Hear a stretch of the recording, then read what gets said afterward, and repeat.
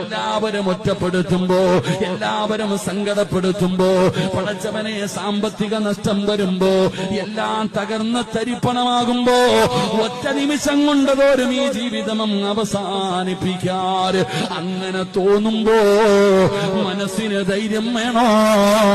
ആരൊക്കെ ഒറ്റപ്പെടുത്തിയാലും അള്ളാഹുവിന്റെ സഹായം വേണോ? ആയിഷ ബീവിയോട് ചോദിക്കുകയാ, നീ എന്ത് പറഞ്ഞിട്ടായിരുന്നത്? നീ എന്ത് പറഞ്ഞിട്ടായിരുന്നത്? നബിയേ, യാ റസൂലല്ലാഹ്, ഒരു ദിക്ർ പറഞ്ഞു നബിയേ, ഒരു ദിക്ർ പറഞ്ഞു നബിയേ. ആ ദിക്റാണ് എനിക്ക് ധൈര്യം തന്നത്. ഏത് ദിക്റാണെന്നറിയുമോ? ഹസ്ബുനല്ലാഹ്,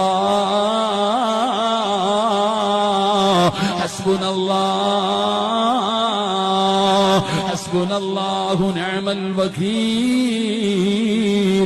നിഅമൽ മൗലാ വനിഅമൻ നസീർ.